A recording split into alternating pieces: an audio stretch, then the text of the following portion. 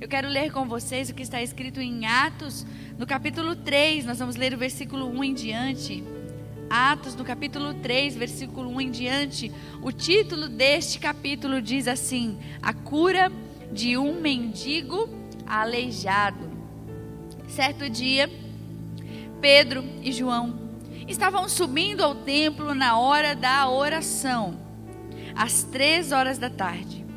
Estava sendo levado para a porta do templo, chamada Formosa, um aleijado de nascença, que ali era colocado todos os dias para pedir esmolas aos que entravam no templo. Vendo que Pedro e João iam entrar no pátio do templo, pediu-lhes esmola. Pedro e João olharam bem para ele. E então Pedro disse: olha para nós. O homem olhou para eles com atenção, esperando receber deles alguma coisa. Disse Pedro: não tenho prata, nem ouro, mas o que eu tenho, isso lhe dou. Em nome de Jesus Cristo Nazareno, ande. Segurando-o pela mão direita, ajudou-o a levantar. E imediatamente os pés e os tornozelos do homem ficaram firmes. E de um salto pôs-se em pé e começou a andar. Depois entrou com eles no pátio do templo, andando, saltando e louvando a Deus. Quando todo o povo viu andando e louvando a Deus, reconheceu que era ele, o mesmo homem que costumava mendigar sentado à porta do templo chamada Formosa. Todos ficaram perplexos e muito admirados com o que lhe tinha acontecido. Amém? Pode se assentar glorificando a Deus. Esta é uma história maravilhosa de um acontecimento. Algo que foi relatado que realmente aconteceu. E nós vamos entender um pouquinho o que acontecia com aquele mendigo e como é que ele recebeu o milagre da sua vida. A Bíblia nos contou aí que alguém, não diz quem, pegava esse mendigo que era aleijado de nascença todos os dias. Eles pegavam ele, talvez pelo colo, não sei, e carregavam ele, colocavam ele aonde? Na porta do templo, na porta da igreja, para pedir esmolas, para mendigar. Porque naquela época, todas as pessoas, os homens e mulheres que nasciam aleijado ou com cegueira de nascença, não tinha o que fazer em meio àquela sociedade. Hoje nós temos até escolas para quem não enxerga, e ensina eles lerem, e tantas coisas que hoje nós temos aí a fisioterapia, nós temos tantas coisas que pode ajudar essas pessoas. Mas naquele tempo não havia. Naquele tempo, a única coisa que eles podiam fazer para sobreviver, e eu vejo isso algo um pouco difícil, porque pessoas poderiam ajudar, não é verdade? Assim como hoje, se você encontrar alguém que está precisando, o que você faz? Você vai lá e ajuda, não é assim? Então a sociedade hoje está mais vendo a situação de uma pessoa assim e colocando em prática. Algumas pessoas, ajudando essas pessoas, e naquela época não. E ao invés dessas pessoas ajudarem aquele aleijado, aquele mendigo, elas ajudavam só a carregar ele e infelizmente colocar ele lá no templo para pedir esmola todos os dias. Mas de repente, o mendigo viu que Pedro e João estavam subindo nas escadas para entrar no templo, porque existia um momento no templo de oração, que era, nós lemos aí, às 3 da tarde. Então todos os dias, às 3 da tarde, o povo subia ao templo para orar. Então de repente esse mendigo, ele viu que Pedro e João estavam subindo as escadas, e logo ele fez com que ele fazia com todos, pediu uma esmola. Mas aconteceu algo diferente naquele dia, porque talvez as pessoas, elas davam esmolas para ele, Ou talvez as pessoas nem davam esmola, falavam o quê? Hoje eu não tenho nada para te dar. Mas naquele momento Pedro e João fez diferente. Nós lemos aí que Pedro e João olhou bem para ele e disse para ele: olhe para nós.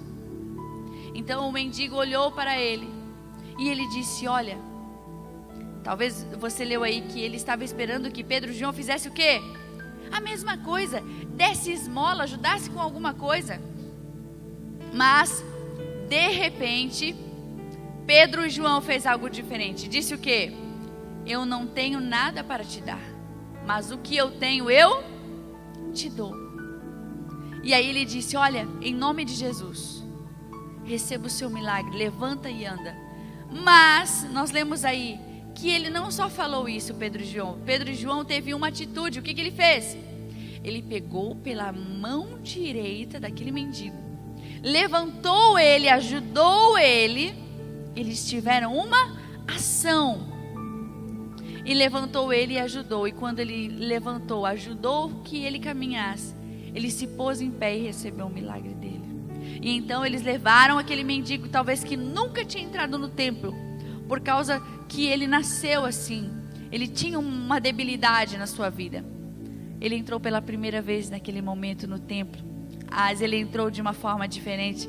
Ele não entrou mais pedindo esmolas, ele não pediu mais mendigando, mas ele entrou lá saltando, pulando e adorando a Deus. E todos reconheceram o milagre que Deus havia feito na vida dele.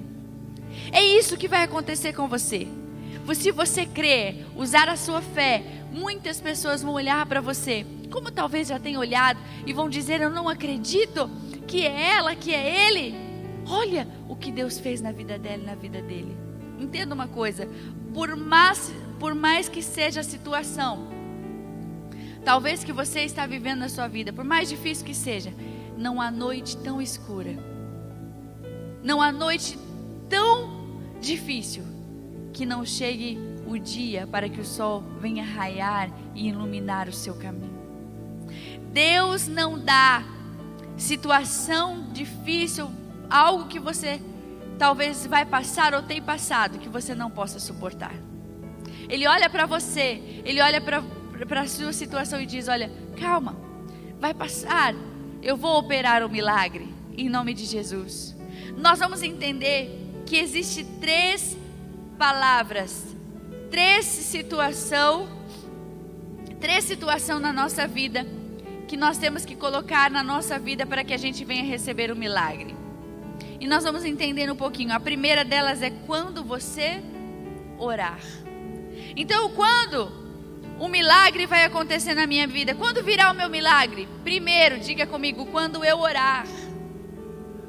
Nós lemos na Bíblia e nós temos vários exemplos de pessoas que quando elas oraram, que quando elas tiveram uma atitude de fé, elas receberam um milagre. Uma delas é a mulher do fluxo de sangue. Ela teve uma atitude e ela creu e ela fez algo que seria impossível naquele momento. Ela disse: eu acredito que orando, olha, eu creio que quando eu tocar na orla, nas suas vestes, eu vou receber o milagre. Ela orou, ela teve uma atitude. Imagina, Jesus andava sozinho. Quem que andava com Jesus? Uma multidão de pessoas. Imagine quão difícil foi para que aquela mulher chegasse perto de Jesus. Ela já estava debilitada fisicamente, porque ela sangrava há 12 anos, ela tinha uma hemorragia. Quando a pessoa tem uma hemorragia, 12 anos, ela não fica fraca fisicamente. E ela fez o quê? Ela colocou a sua fé em ação e foi passando. Eu imagino ela, a Bíblia não nos conta, mas ela foi passando em meio àquela multidão, talvez até se rastejando no chão, porque se as pessoas vissem ela naquele momento, que as pessoas que tinham hemorragia, que sangrava, elas tinham que ficar afastadas, elas eram como se elas estivessem sujas. Elas não podiam tocar em pessoas, elas ficavam afastadas da sociedade. Mas pela fé, aquela mulher recebeu o milagre. E aí, quando é que nós temos que fazer? Nós temos que orar. Pedro e João estavam indo para a oração no templo. Eles estavam indo para oração, orar. Quando encontraram um homem aleijado e ministraram a cura sobre a vida dele. Pedro e João entenderam que Deus queria curar aquela vida que há tanto tempo esperava. E com ousadia falaram de Jesus àquele homem. E aí em Jeremias capítulo 29, versículo 12 diz: então me invocareis. Passareis a orar a mim, e eu vos ouvirei. Olha como a oração para que a gente receba o nosso milagre é tão importante. Deus dizendo lá em Jeremias, a Bíblia nos conta que ele diz o quê? Então me invocareis. Invocar a Deus. Muitas pessoas querem buscar o seu milagre em pessoas. Muitas pessoas esperam receber o seu milagre, talvez em dinheiro. Eu não sei qual é o milagre que você está precisando. Pode ser um milagre de da vida física, pode ser um milagre da sua cura interior, pode ser um milagre da sua vida financeira. Eu não sei. Mas nós temos que entender que só existe um Deus poderoso e maravilhoso que pode realmente nos dar o nosso milagre, que pode abrir as portas, que pode operar e que pode prosperar a nossa vida. E aí ele disse: então me invocareis e passareis a orar.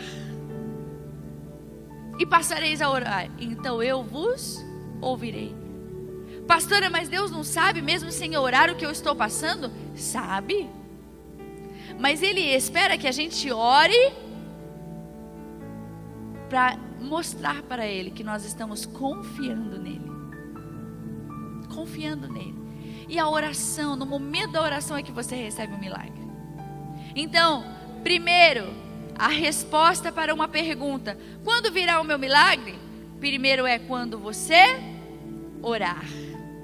E depois, diga comigo, quando eu falar.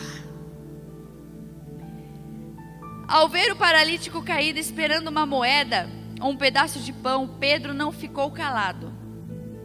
Com a autoridade do Espírito Santo, disse para o homem que: não possuo prata e nem ouro, mas o que eu tenho eu te dou, em nome de Jesus o Nazareno, anda. Então, o segundo é falar. Quantas vezes você já ouviu de Deus que todas as promessas que estão contidas aqui na Bíblia, na palavra, é para você? Quantas vezes você já ouviu de Deus: olha, as minhas promessas são para você? A promessa de cura, a promessa da prosperidade, a promessa de uma restauração, de um avivamento. Quantas promessas nós temos? Então o que eu preciso fazer? Como é que eu falo? Eu profetizo. Eu preciso aprender a profetizar vida.